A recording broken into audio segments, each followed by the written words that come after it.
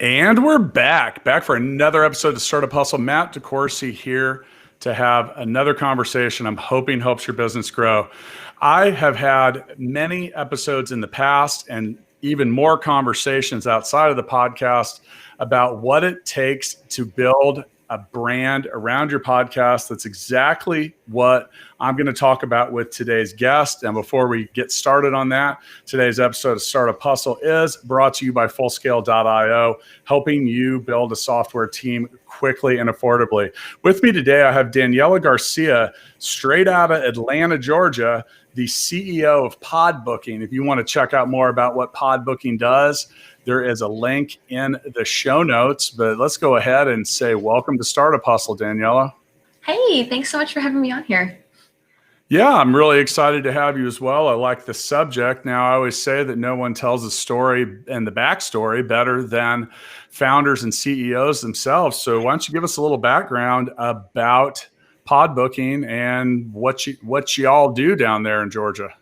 Of course. So PodBooking is the coolest place on the internet for podcasters to connect with their collaborators. So if you're trying to find guests, if you're looking for the latest and greatest tools, softwares, and service providers, if you're looking to connect with media buyers and sponsors, and just anybody else you would possibly need to just take your show to the next level, you should be on PodBooking. Okay. So, podcasting's obviously grown exponentially in these last few years. It's been around for, a little less than 10 realistically. Basically everybody has started a podcast in 2020. I think a lot of us sat at home and, we started ours a little before that, coming up on episode 500 here, or actually by the time this comes out, that will have already occurred. But, I think a lot of people have found the ability to start a podcast as being something that's very accessible, but building a brand around it has not been as accessible. Where do you want to start when it comes to things that people need to do to build the brand associated with their show? I think you just start at the very beginning, which is choosing your name of your show and choosing just like your topic, what your niche is going to be. And I think I always recommend for podcasters, because I personally have hit that hurdle before where it's like, well, what do I want my podcast to be about? I want it to be the show that no other show is. I want it to be that thing that I am personally missing, But it also has to be about a topic that you can sit and talk about and connect with others on and be able to not run out of content ideas and not run out of topics of discussion. So I think what I always recommend is sit down and write and give yourself 30 seconds to write down every single topic you could discuss about something. So let's say you're caught between, I want to start, a political podcast, or I want to start just a general news podcast. All right, cool. So sit down and talk about and write down all the different topics you could cover and all the different things you would want to say. And whichever list is the longest, that's the one you go with, because that's the thing you can truly sit and dedicate yourself to, and you're really the most interested in. If you're not caught between two topics or caught between multiple topics, and you already narrowed your niche, which is you are way luckier than most podcast hosts. Because I feel like a lot of us are just always caught between our own loves and things like that. So really narrowing your niche and finding what you're going to discuss and what your name's going to be is going to be the beginning of what building your brand's going to be around. And then after that, it's going to come down to design. So I always recommend, when you're thinking about your design and you're thinking about your colors and everything else, think about your audience first. Who do you want to talk to? Don't try to be everything for everyone, or don't try to appeal to everyone. You're not going to, and you're just going to lose yourself in that process. And I've given similar advice to people because, I've had folks, you say, well, what's your show going to be about? And they'll say, blah, blah, blah. And the first thing that comes out of my mouth is, how are you going to get past 10 episodes? Yeah. Like you think about, do you have enough subject matter that people are still going to be interested in? I think it's important to, if you're not going to operate in a niche, then you're going to have tall competition and big people that are way ahead of you and have a pretty dedicated audience. But if you get too far down the niche, then you might not have much of an audience at all. So, Exactly. and when it comes to finding guests, and that's, one of the things that PodBooking does. And, let's talk about that for a second, because I think one of the things too, when it comes to the brand and when it comes to the show, and we've done some episodes on how to start a podcast. I think you got to decide on the format as well. Like, 100%. podcasts, you can have them by yourself or have them with a guest. You could have panel, just another host or a number of hosts. And, how important do you think it is to decide and commit to that format early? I want to say it really, I don't want to say it's like super, make or break. I don't think it'll be a do or die if you end up switching up your structure later on, but it is pretty do or die if you set up something like an expectation for your audience of, oh, okay, I'm listening to Matt's show and he's going to talk to an entrepreneur. That's my expectation. Every time I go on Startup Hustle, I know I'm going to hear from someone's story and I'm going to get new insights into my business. And that's what I'm getting from Startup Hustle. And that's kind of what you need to establish for yourself. Like, what's the expectation that you can set, that you can meet consistently for your audience that they can count on, So on one hand, where I want to be like, oh, stick to your structure 100% of the time, don't waver because your audience comes to expect it. The other hand, I do want that like artistic space, and I do understand the need to touch your toes every once in a while. And I think if you have a solid brand, if your audience is connected with you, if your audience trusts you and they're engaged with you, you can do those little changes here and there, and they won't hold it against you too much. But I wouldn't stray from your structure before, I'd say, like episode 20. Like, I would say at least your first 20 episodes have to be really consistent. Like, every aspect of it has to be what they can count on. And then when you want to start adding or changing, your audience can start to expect those things, and you can start establishing those things ahead of time as well. That's something else I want to discuss, is like newsletters and like the alternative content to your podcast, to supporting your podcast. And, you can start letting them know, like, hey, a change is coming. But they already trust you. They already know you. They're already like, okay, cool. Hey, Matt's going to switch things up. I'm interested. What's he going to do? And they trust you, and they look forward to you growing and your show growing. Yeah, we went through some of that this summer because we actually expanded our host lineup. We added, it's not just me. We've got two other hosts, Andrew Morgans and Lauren Conaway. And we did that because we wanted to widen and create more depth with what we were talking about. Andrew's an e-commerce expert, and Lauren's the founder of Innovate Her KC.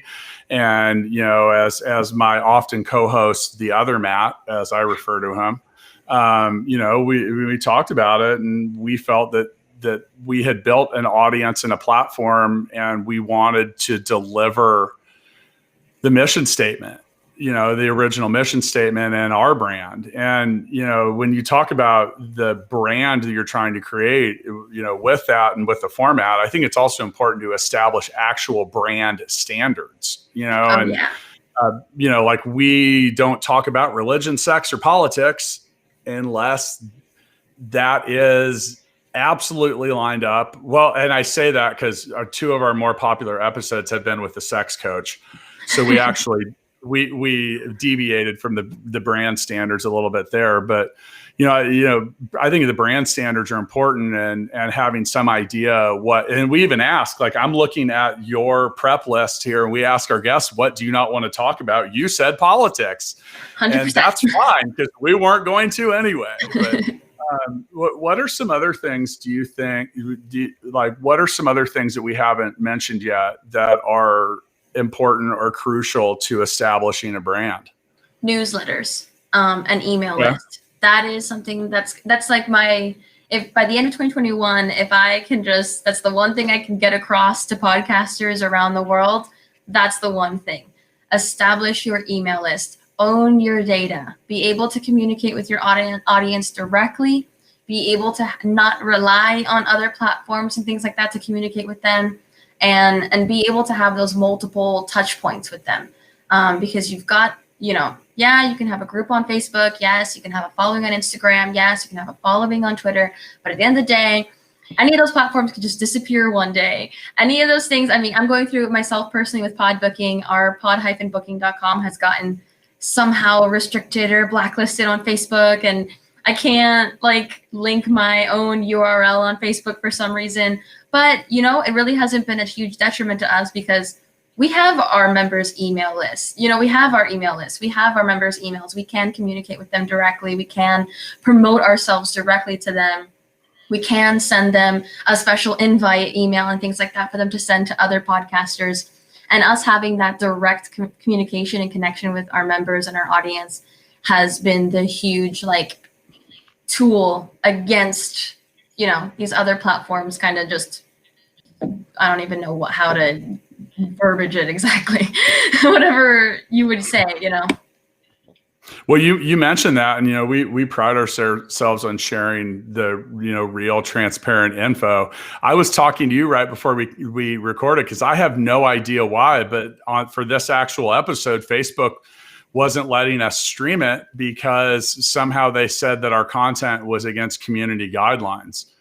I have no idea how that could have occurred or why that occurred. Now, I didn't have much time to fix it because I did record a different guest in a different show just before this. But you're right, and you know that's been a hot topic for I don't know, everything from YouTube channels to a lot of different things. As people get so siloed with their focus of creating a following, and then for some reason there's some disagreement, a channel is deleted, something occurs, like, you know, you never know what it was. And the next thing you know, years of hard work and building of a brand are gone. And, you know, who knows how when it comes, you see Spotify buy Joe Rogan and his catalog for a huge amount of money. And with that, they said, well, you got to take your content off of Apple.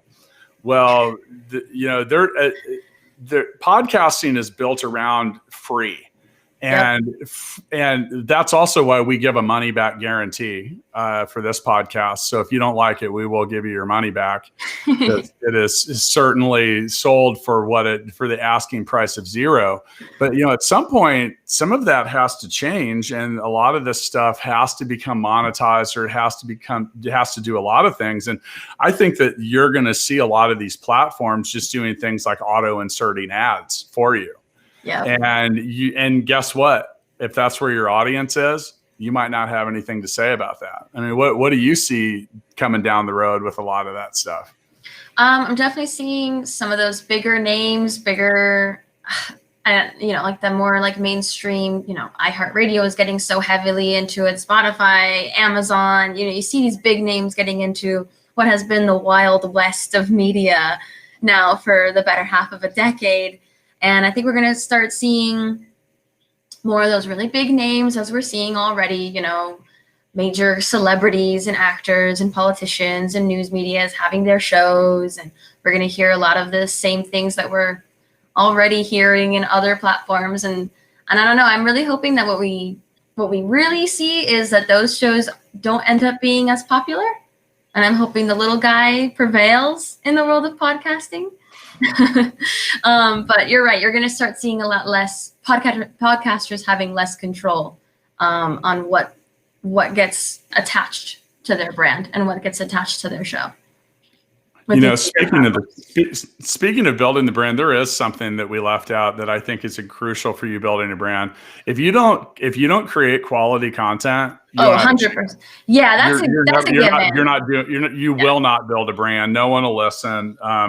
And so many people have had the question. So we started publishing our results this year. Meaning like we started sharing our download counts, like all of it. I mean, we just did that in the Startup Hustle Facebook chat, amongst other places. I did a video on YouTube about it, talking about it, and being open about what those statistics were. So many people aren't because they're kind of embarrassed, to be honest. They don't want to talk about the fact that they got 32 downloads or something like that. But there's something that everyone, as you build your brand, needs to know is everybody was at that point at some time. Every 100%. show had episode 1, every show, and then you can't compare yourself to people that have mass media behind them and already have if you have fire, it's easier to build other fires. So when someone that has 5 million followers anywhere decides to launch a podcast, yeah, it's probably going to be popular because they have the ability to push people over. But you have to remember really that person started at 0 followers once. Yep. They started at the same zero, just because they started their 0 on Instagram. They started their 0 on Twitter. You're starting your 0 at your podcast. That's not to say that they didn't struggle or they didn't have to work just as hard, or they didn't go through these exact same steps of building their email list, of creating other content around themselves and their brand and things like that. They had to do that same work, that same building. If somebody's coming into the podcasting game and it's not their first step, that doesn't mean really anything. You know what I mean? They still had to go through these same steps. There is no difference, around creating a thought leadership brand. I agree. From 0.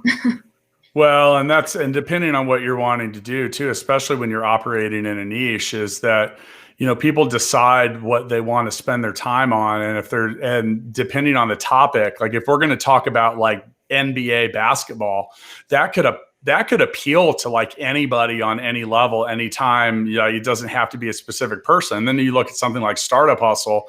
If you listen to this show, you're probably interested in business and entrepreneurship, or you're listening in a one-off way because someone or that specific topic is what we're covering that day.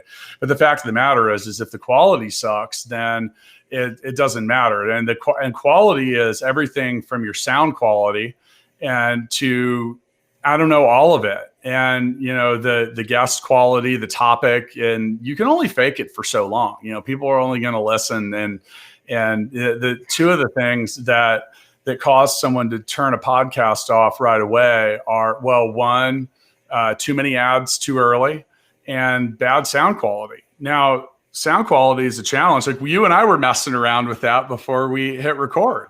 Yeah. But be finicky about your quality and keep up with the output of what you're putting your name on. And we've had episodes of this show that for whatever reason just didn't turn out that well, and we didn't publish them. Just don't be afraid to do that either. So there's a lot of stuff. All right, so with PodBooking, the description, PodBooking is a social network for all things podcasting. And what does that mean? So it means genuinely all things podcasting. So it's not a matter of connecting you with your audience. There's more than enough platforms to connect with an audience. This is the behind the scenes. So connecting with the tools, the services, the different hosting platforms, because something I've noticed is, again, a lot of podcasters, like we've seen in 2020, are just people who were just thinking about starting a podcast for a long time and didn't have the time, and now they do, and so they're doing it, but it's a whole new world to them. So finding all the different tools and services that are available to making this easier for you, connecting with the different guests and specialists that you want to talk to that fit your niche and that want to talk to you and have something to promote and want to be on shows. Connecting with media buyers and sponsors and advertising agencies that are specifically looking for a show just like yours for a client that would be perfect for you and your audience. And also just collaborating with other podcasters. That's something a lot of podcasters don't seem to realize, or maybe just it doesn't faze them, is that connecting with another podcaster, going on another podcaster's show, or co-collaborating on some kind of a webinar or another piece of content, or even just doing a switch on Instagram and doing an Instagram takeover of each other's stories for a day, that introduces you to a whole new audience. And not only a new audience, but an audience of podcast listeners. That's going to be your big qualifier. Your number one qualifier with your audience is, do you listen to podcasts? Okay, cool. Now next, do you listen to a podcast or are interested in a podcast of my topic? But if that person isn't even into podcasts, or God forbid doesn't even know what a podcast is, that's going to be your first obstacle. But if you're getting in front of another podcaster's audience, you've already overcome that first obstacle, that first hurdle. They're already a podcaster. They already listen to shows. And so I think a lot of podcasters don't seem to realize the value in collaborating with each other.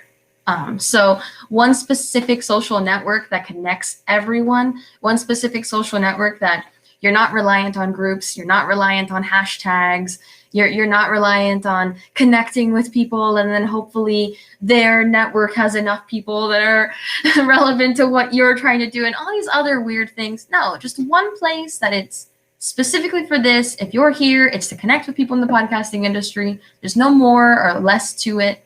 I think that was really what the podcasting community needed, because I've been seeing, again, just hundreds of groups on Facebook, hashtags everywhere. I mean, if I have to see another podcast community, podcasting community, podcasters, all these different hashtags just to connect one group of people. No, just one social network for it all, I think is exactly what the community needed. And 600 and some odd people agree.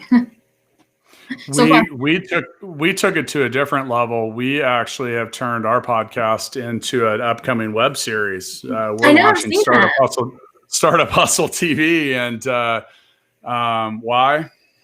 I mean, honestly, we just kind of wanted to. We thought it'd be fun. We thought it'd be something different, and people have so many unique and interesting stories to tell, but.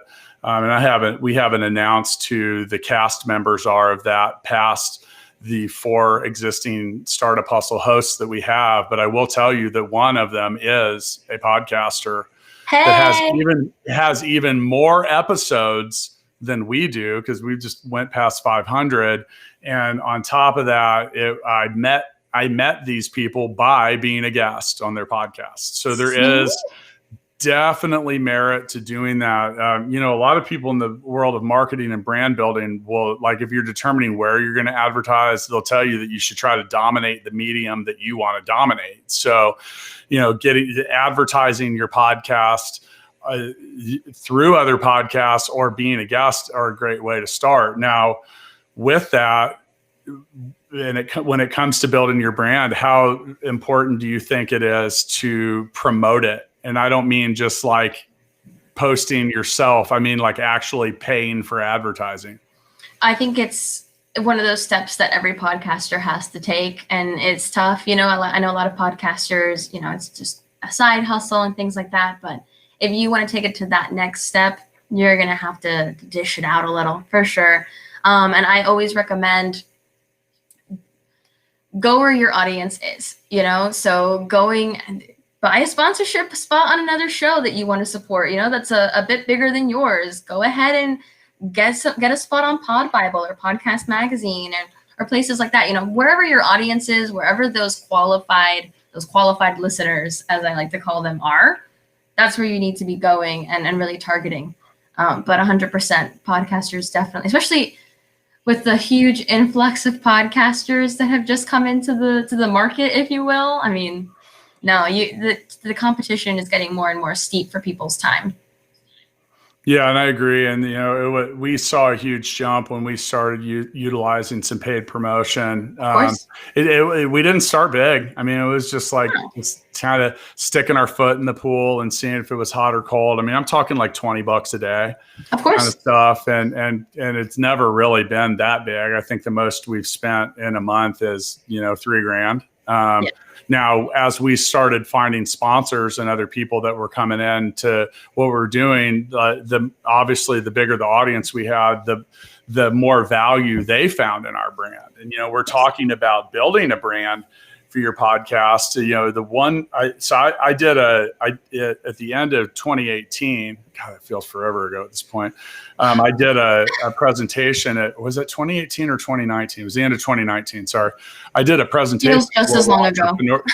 I know. I did a presentation at Global Entrepreneurship Week about how to start a podcast. And the first question that I asked was, and so I think there's a little over 100 people in this room. And I said, who here wants to start a podcast because they think that's going to be what they do for a living? And 80% of the room raised their hand. And I said, now put your hand down, because I'm going to probably break a lot of your hearts, because that's not a structural reality for most. and that is, but the number one question that we had, that everyone was wrapped around was, well, how do I monetize it? You have to build a brand first. You have to create quality content, and you have to have some people that are listening, because everything about that and advertising in general is related to how many people are hearing your message and who are they. Yes. No, and also your distribution plan too. I think a lot of podcasters think, oh, I recorded my podcast and I put it out there. And now it's on Apple and it's on Google and it's on live radio and it's all the other things, and boom, it's done. Yeah. Okay. So what? Yeah. That's a so what right there. Yeah. Right. Yeah. There's more to it. There's also like converting that show. Like, you have to look at, okay, you've got a podcast. That podcast should be about 5 Instagram posts, around 5 to 8 Facebook posts. It should be able to create at least, I want to say at least 3 high quality LinkedIn posts. And it should equate to at least 2 blogs. If you're not able to break it down to those smaller pieces of content as well, take yourself back to the drawing board and break down your show to yourself, because there's plenty of content within that one show that you can be using to distribute, to getting your message out there. And until 7 billion people have seen your message, because that's how many people are on the planet, you're not done distributing. you're not done. You got a lot of work to do.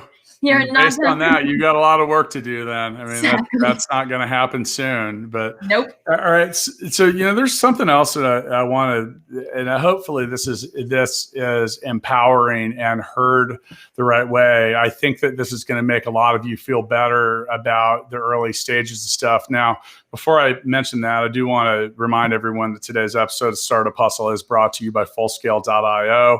That's my business. We help other businesses build teams of expert software developers. We help you do it quickly, help you do it affordably, and we help you avoid many of the mistakes that we have made and we've seen others make. So we try to help you be successful by avoiding some of those pitfalls. Now, back to the building of a brand and a podcast, is everyone's hung up on downloads and this and that. And yeah, that's an important stat. But there's, as we built our show, I remember when we were at about 20% of where we're at right now. And I remember asking one of my friends who's a well-known musician, and I said, how do you know, when is this good?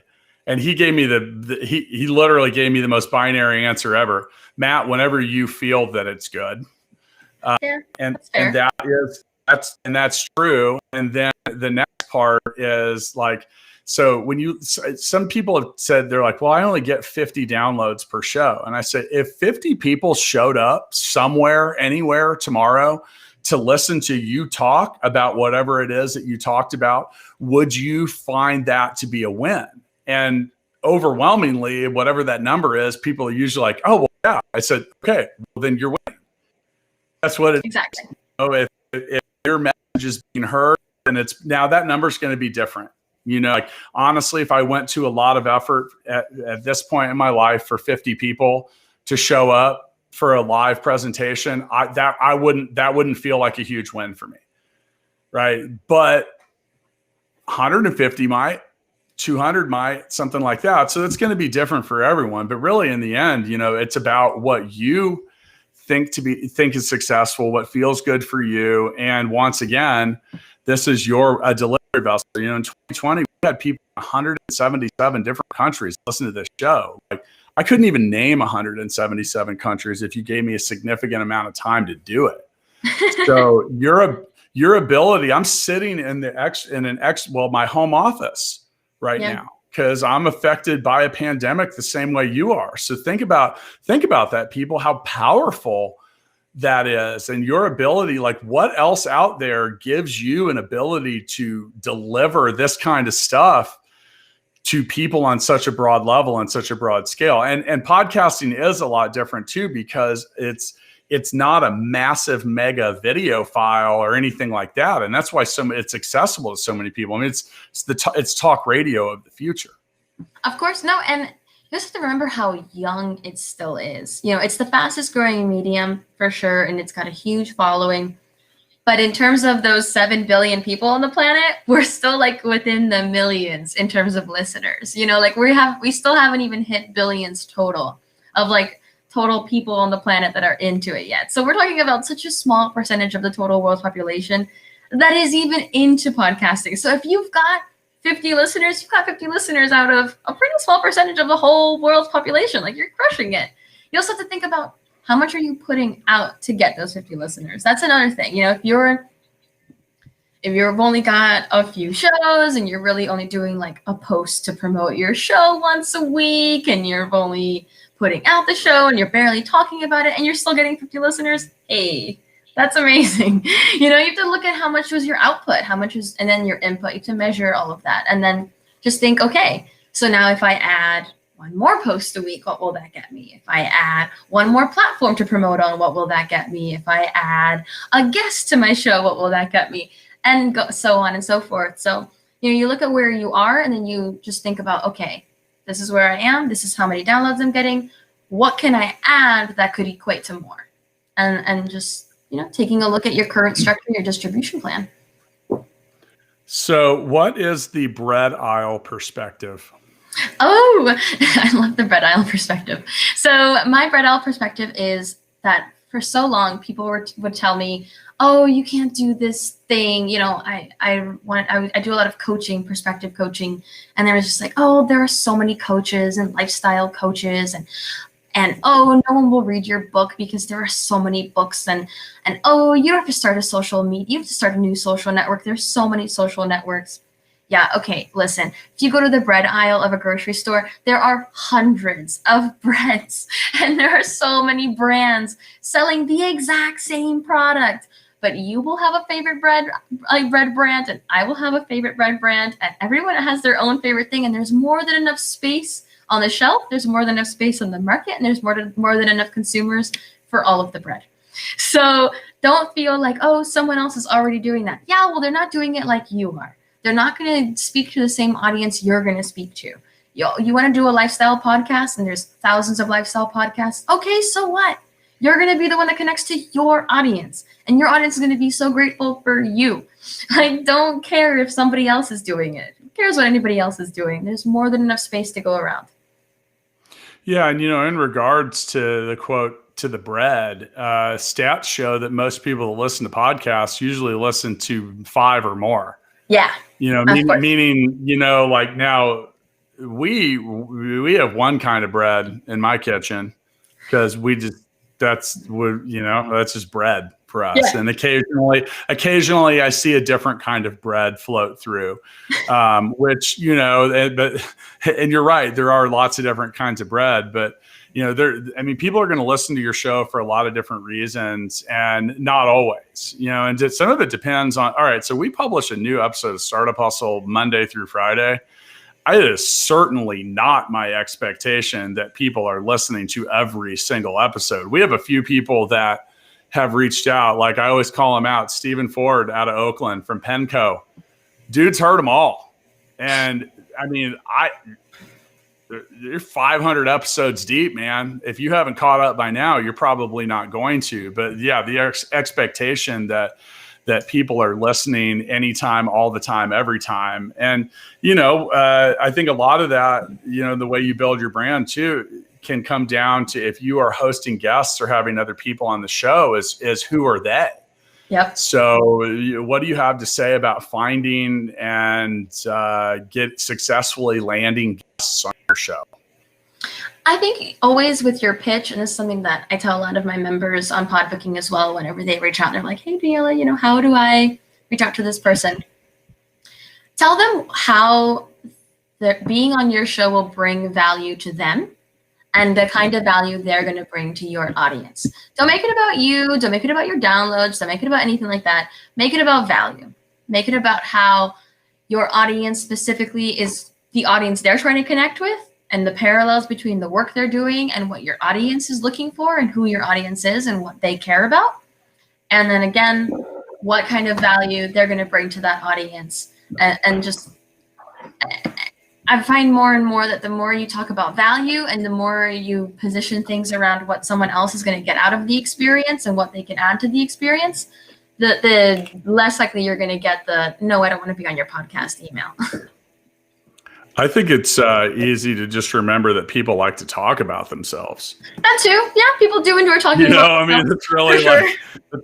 that's really the end of it. And, I remember so I've written 3 books, and I remember when I did the very first one, I was a little insecure about asking people to be in it. And I'm not really sure why, now that I look back at it, but I quickly realized that, people were impressed and honored that you would even think of them, and that people like to talk about themselves. So, as far as finding guests, don't be afraid to ask. You're not what's the worst thing that's going to happen? Someone's going to say no. So what? Yeah. I mean, literally, so what? So someone said no. And if someone does say no, now, one thing I will say when it comes to finding guests is make it easy.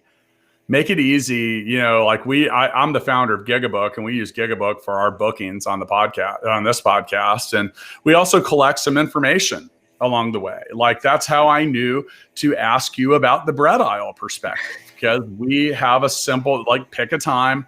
And that's where, prior to that, and obviously owning and operating Gigabook, we didn't go too long without the online booking. But make it easy for people to be on your show. Make it easy for them to understand what your show's about, what you're going to talk about, where it might be heard. We ask questions like, for example, name 3 things that you'd like to talk about or you're a subject matter expert on. Name a couple things you don't want to talk about. And we also do things like, do you want to share your social media? And so we, everything in Facebook, Instagram, LinkedIn, Twitter, and those are just simple yes or no's. And that's to make it easy on ourselves, because we found that we were spending too much time going and doing that. Now, if you're really early and you're worried about finding guests, I wouldn't put too many steps in there, because that could deter. Now, it's pretty well known that we have an audience at this point to a lot of people. So we kind of take the opposite perspective. If people aren't willing to answer a couple questions about themselves, how are you going to get through a 30-minute show? Well, how are you going to get through, a 30-minute or longer show? And then another thing too is why is that really the person that you want to invest your time, energy, and effort into helping promote? Because that's what you're doing for your guests. You are helping them promote them. Absolutely. So on so many days, and we've gotten pretty finicky about it at Startup Hustle. I'll be honest, because we've had if you cancel as a guest 15 minutes before we're about to record, you can pretty much count on never getting invited again, because we've already done the work at that point. Yeah, we've already done a bunch of work to get set up. Yeah. That's something to keep in mind in terms of building your brand as well, because building your brand is also building reputation.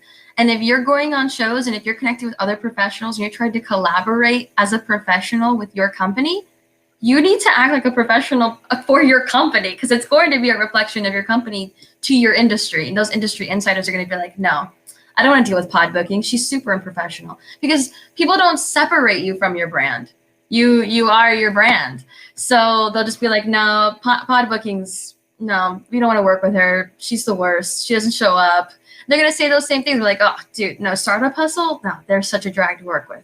And that's not what you want. So you want to always make things easy, be professional, and remember that your brand is more than just, again, and I know I started with name and colors and things like that, but it's more than that. It's also the way that you carry yourself as a professional and how you carry your brand to others in your industry and who you're collaborating with too, for sure. Yeah, and I couldn't agree more. And whether you're a guest, especially if you're a guest, you said it right. Really, honestly, nothing does irritate me more than a last minute cancel. Oh, yeah. Look, sometimes that happens. Okay, so my mother actually passed away about 15 minutes before I was supposed to do a recording. Oh my God, I'm so sorry. Well, yeah, it was. It happened. And now that said, we still didn't leave a guest hanging. Being honest, amidst personal and emotional turmoil, it was hey, let so and so know what happened. So that communication does matter, and Absolutely. it's that. I don't know. You're right. Represent yourself professionally, but One of the things that I've said when it comes to startups, business, and life is that, you need to, the way you represent yourself online and everywhere else, you need to look like you're in the business of doing whatever you say that you're doing. And that's something I see a lot of people flop on, quite honestly, when it comes to sharing their episodes, sharing their whatever. It's like really sloppy images, really poorly written, I don't know. Like, I'm not a huge show notes person. Like, honestly, we really don't even have them. We're like, hey, this is who so-and-so is talking to. This is what they're going to talk about. Listen, if you want, but that kind of stuff, I notice it, whether canva.com is free if you want it to be, or as much as like 10 or $12. And, Canva basically turned me into a graphic designer immediately and made it pretty easy to share and provide stuff. Now with that, give other people the tools to help promote your brand. So like Daniela, whether you know it or not, and you've already communicated with our creative team a little bit, they will be delivering you a list, or not only a list of possible ways you can promote this episode, and also give you images, potential copy. Because by the way, I've learned the hard way. It's like, hey, will you share the episode? And then shockingly, 9 out of 10 people will say, well, what do you want me to say? So we know that. So like, hey, I was recently a guest on Startup Hustle. That it was a lot of fun to record the episode. If you want to listen for yourself, here it is. And then we give them an image. We give them a thumbnail that goes with the show. So look, make it easy. Make it easy for people to help you build your brand. Otherwise, they won't. They just won't.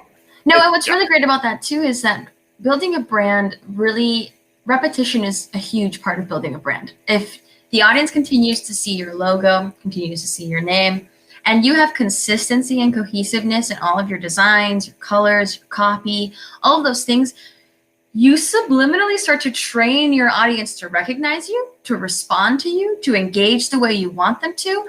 Like, I love when I get messages or I start seeing people say, hey, podcaster. And I'm like, yes, that's what I say. You start to train your audience to engage with you the way that you engage with them.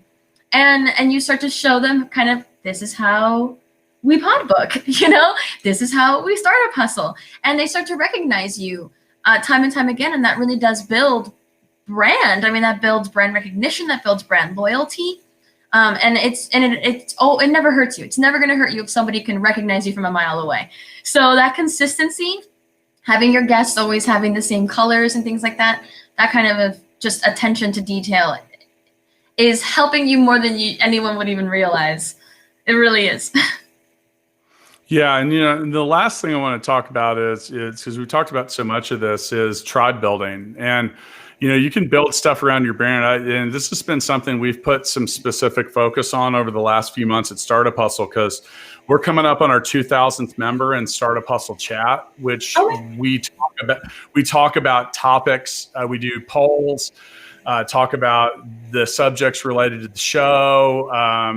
Really shared a lot. And we're really, really borderline militant about what gets posted in there too, meaning it's not just another Facebook group that you're going to, hopefully that you're not going to want to mute, like it's not, we do curate the content, and we do, it's for us that if you do build an audience and you build a brand, people want to interact with you, and there's a value added to that. Now, that said, you have to be prepared for what they're going to throw back at you.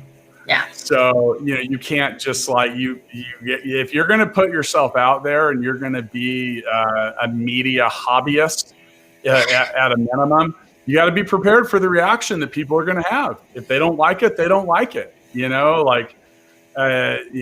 going to get a bad review. You're going to get a bad whatever. You are not going to please everyone, but you shouldn't have the expectation that you ever will. But when it comes to tribe building, the whole concept is that you create a community where the other people involved end up finding as much value in their interaction with each other as they possibly do with you or whatever it is that you're producing. And if you can manage to build a community like that, then you've created something quite meaningful. And that's our whole purpose with the chat. And, there are the ability to do that kind of stuff for anybody is right in front of you. If you have, I mean, you don't even need a computer. You could literally do it with a phone. Oh, And it's never been easier. Yeah. And I think that that's an important part. You talked about newsletters and emails and stuff like that. I think that, build a group, build a chat room, build a community on the backside of the page that you build on Facebook that's associated with your, with your show, with Startup Hustle. I mean, part of the reason we did Startup Hustle TV is, well, we felt like we had a little more to say, and we wanted to create a different kind of content, not just had done what we had done for a year or longer, which was publishing us recording the podcast. Which, by the way, I'm going to just tell you guys, that anyone listening, that's not a great approach, because people don't go to YouTube to listen to a podcast. You'll get a little bit, but it's not the greatest place to get it done. No, I don't know if you've heard of PodRoom at all. Have you heard of PodRoom? No. Okay, so they are actually one of our strategic partners. And PodRoom allows you to put your show up, and then it has a whole chat underneath. So everybody listening to you can be talking to each other. So you're like, it's a really great tool for creating community around your show. And they're a newer startup for sure, but they've got some pretty big shows already on there. I think Jordan Harbinger's just recently started joining on there. And so it's a really great tool around creating that community. But you're right, Facebook groups definitely, more and more podcasters are starting to realize that that's a great step and a great tool for them to be using.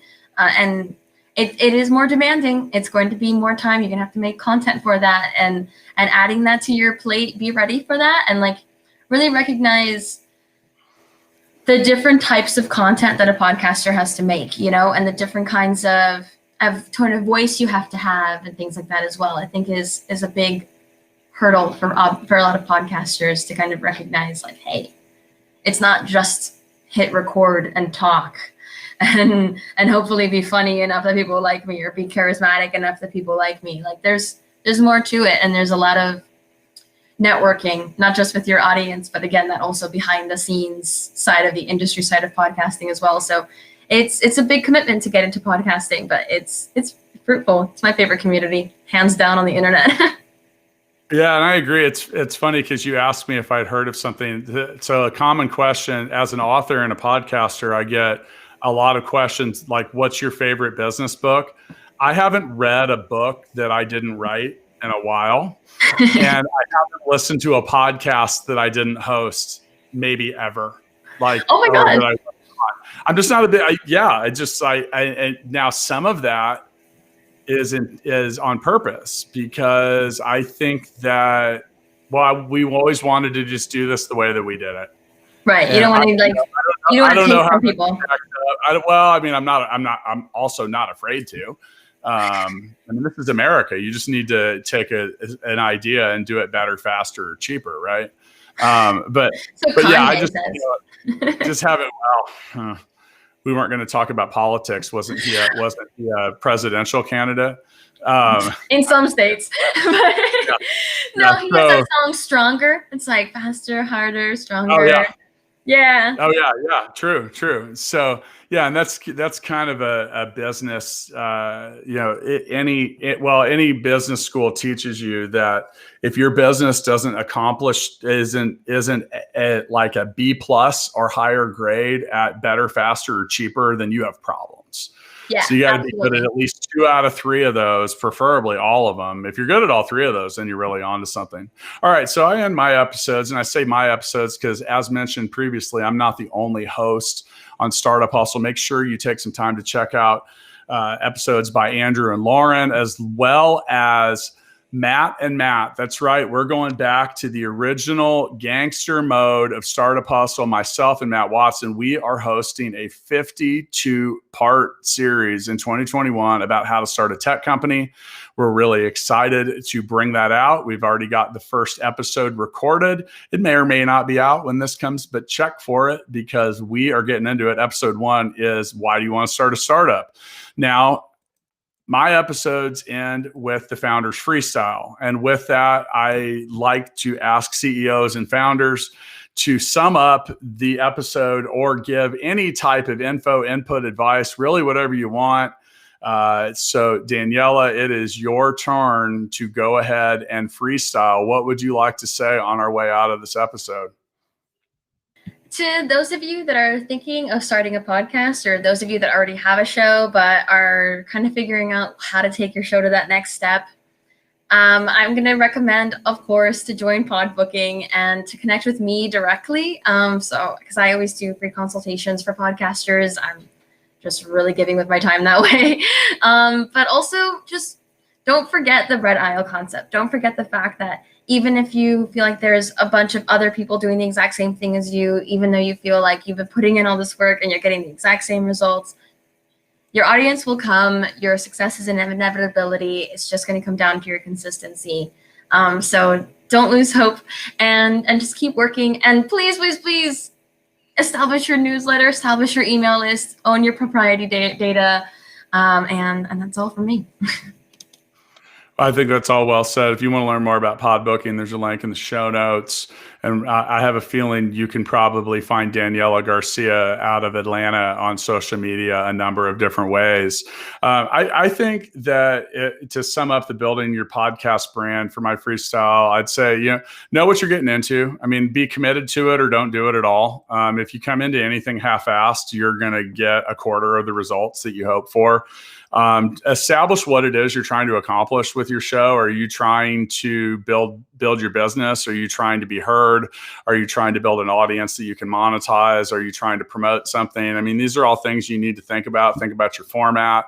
And I think that you have to have an expectation that it's going to be slow for a while, because it usually is. There's really no such thing as an overnight sensation. We've had people on this show that have even said, hey, I was an overnight sensation 8 years in the making. So building an audience is a lot of work. It is a lot of work, and it's a grind. And that's why you see so many podcasts that are still lingering and all these apps and aggregators that haven't had a new show in quite some time. And with that, the final bit of advice I'm going to say is you need to be prepared to be consistent. And that was in the beginning of, this show comes out at the same time every day, Monday through Friday. And the moment that we quit being reliable about that is the moment that I really wanted the moment. There's a lot of things that can make someone pay attention to everything else. The world has an infinite amount of choices and things that they can choose to pay attention to. So respect the fact that people are paying attention to you or that they want to listen to what you say. So consistency, quality, and I think transparency too, because you're only going to make it so long before people figure out that you're not either telling the truth or that you're kind of full of it. I know that without a doubt, the number one feedback we've got about Startup Hustle from our listeners is that we keep it, quote, real, meaning like we aren't afraid to talk about the days that we suck and the things that we suck at and the things that we failed at and the vulnerable parts of our existence. Because if we weren't, then we wouldn't be real about the whole, that's more endearing and easier for people to latch onto. And in my opinion, better for your brand overall than just talking about your wins, which are boring. They are quite honestly boring. So anyway, and if you're thinking about doing a show, check out PodBooking and just, look, Nike says it best, just do it. You got to jump and build wings at some point. If you're waiting for the quote right time, it usually never comes. All of that said, I'll see you next time. Thanks for joining me, Daniela. Of course. Thanks for having me.